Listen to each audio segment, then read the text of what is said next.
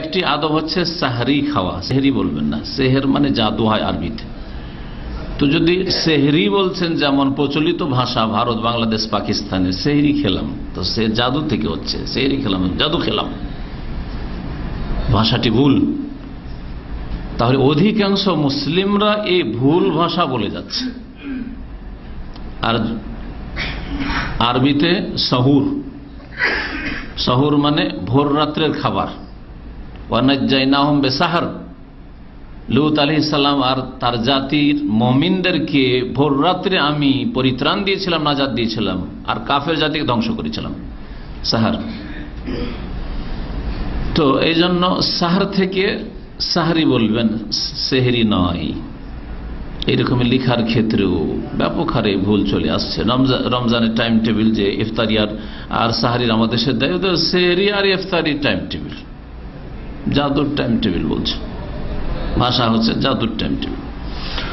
তো সাহরি বা সহুর আরবিতে বলে সহুর। ওহুয়াল আকলু ফি আখিরিল লাইল, এই সহুর কাকে বলে?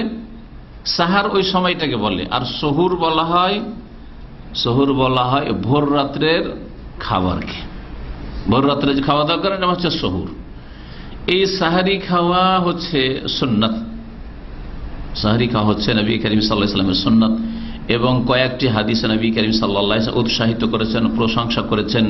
মুসলিম আর আহলে কিতাব ইহুদি নাসারাদের সিয়াম রোজার মাঝে পার্থক্য হচ্ছে সাহারি খাওয়া, এই মর্মে হাদিস হয়েছে। নবী করিম সাল্লাল্লাহু আলাইহি ওয়াসাল্লাম বলছেন, তাসাহারু ফাইন্না ফিস সাহুরি বারাকা, তোমরা সাহারি খাও কারণ সাহারিতে বরকত রয়েছে। ফাইন্না ফিস সাহুরি বারাকা, সাহারিতে বরকত রয়েছে। কি বরকত রয়েছে? দিনী দিক থেকে বরকত রয়েছে আর দুনিয়াবী দিক থেকে বরকত রয়েছে। পার্থিব দিক থেকে যে বরকত, সেটা হচ্ছে যে খাওয়া দাওয়া করে রোজা রাখবেন সারাদিন, তাহলে সুস্থ থাকবেন, সবল থাকবেন। সারাদিন যদি কাজকর্ম থাকে সংসারের বা ডিউটি ইত্যাদি, রোদ্রে ঝাঁপ দেওয়া ইত্যাদি কাজকর্ম, মেহনতের কাজ অনেক ভাইরাই করছেন রোদ্রে বাতাসে, কোনো অসুবিধা হবে না। কিন্তু সাহারি না খেলে দ্রুতই ভেঙে পড়বেন আপনি।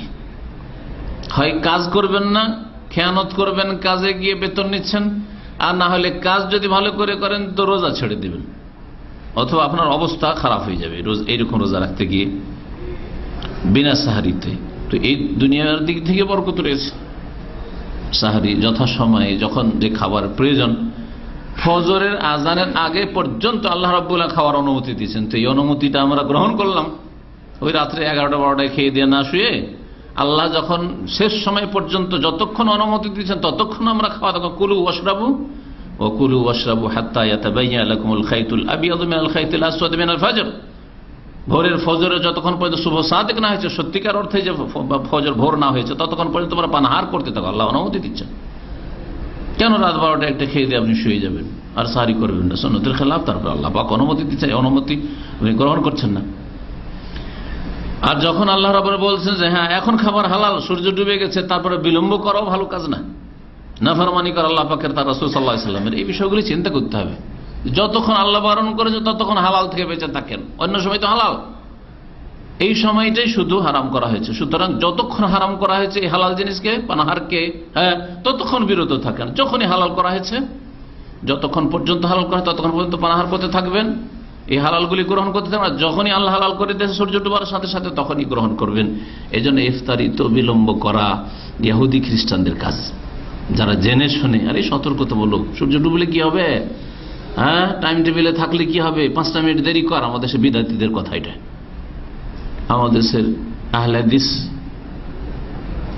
গ্রামের বা আহলে হাদিস মসজিদের আপনি টাইম টেবিল দেখবেন, আর হানাফিদের, হ্যাঁ দেওবন্দি বেরেলভিদের, ওদের মসজিদের টাইম টেবিল দেখবেন আপনি সিয়ামের, হ্যাঁ সাহারি আর ইফতারি 5-6 মিনিটের পার্থক্য আছে। কারো জানা আছে এটা? না জানা থাকলে আমার কথাটা মিলিয়ে দেখবেন ভালো করে। কেন? এটা ভুল কাজ।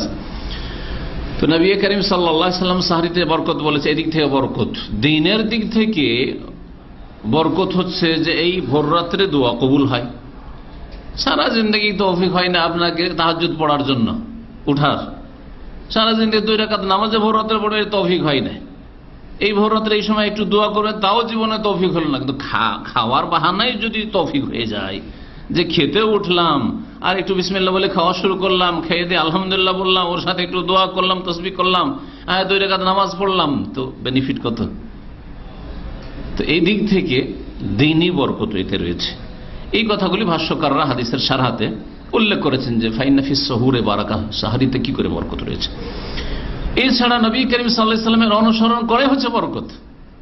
নবী যে কথা বলছেন সে কথা পালন করে, একটা সুন্নত পালন করে হচ্ছে বরকতের কাজ।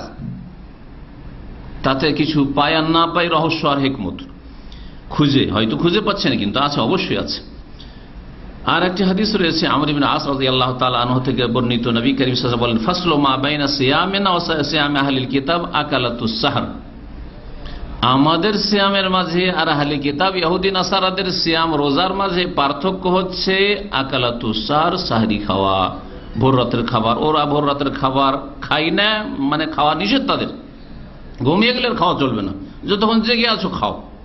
প্রথম যুগে যখন দ্বিতীয় হিজরতে রোজা ফরজ হয়, সিয়াম ফরজ হয়, তখন এইরকমই কয়েকদিন ছিল। আর তারপরে বিশেষ একটা ঘটনা ঘটলো, তারপরে আল্লাহ পাক রব্বুল আলামিন ছাড় দিলেন যে হ্যাঁ ফজর পর্যন্ত তোমরা খাও, ঘুমিয়ে গেলে আর খাওয়া দাওয়া নেই। এটা ছিল আহলে কিতাব ইহুদি খ্রিস্টানদের রোজার তরিকা। আলহামদুলিল্লাহ, সারা রাত ঘুমিয়ে নেন, আর ফজর হওয়ার 10 মিনিট আধা ঘন্টা আগে উঠে যান, আর আবার পেট ভরে খেয়ে নেন, পানি খেয়ে নেন। আল্লাহ জায়েজ করেছেন, ইউরিদুল্লাহু বিকুমুল ইউসরা ওয়ালা ইউরিদু বিকুমুল উসর। আল্লাহ তোমাদের জন্য সহজ করতে চান, আল্লাহ কঠিন করতে চান না। সহিহ মুসলিমের হাদিস এটি। প্রথম যে হাদিসটি বললাম যে সাহরিতে বরকত আছে, সেটি বুখারীতে রয়েছে, মুসলিমে রয়েছে। নবী করিম সাল্লাল্লাহু আলাইহি ওয়াসাল্লাম খেজুরের সাহরির প্রশংসা করেছেন, এই মর্মে হাদিস আবু দাউদে রয়েছে, হাদিসটি হাসান। নবী সাল্লাল্লাহু আলাইহি ওয়াসাল্লাম বলছেন, নেমা সাহুরুল মুমিনি আত-তামরু, সর্বোত্তম সাহরি হচ্ছে মুমিন মানুষের, মুসলিম মানুষের আত-তামর, খেজুর। সুতরাং 3টি 5টি 7টি এইরকম বেজোড় খেজুর খাওয়াই উত্তম। যদি খেজুর খেয়ে নেন ঠিক আছে, ভাত খাবেন খান, রুটি খাবেন খান, যা খাবেন তাই খান, কিন্তু খেজুর যদি প্রতিদিন আপনি সাহারির সময় খেয়ে নেন, এতে 3 দুনিয়ার লাভ আছে। আজকাল মেডিকেল সায়েন্সও বলছে যে রোজার ক্ষেত্রে বা শরীর স্বাস্থ্যের ক্ষেত্রে এতে লাভ আছে।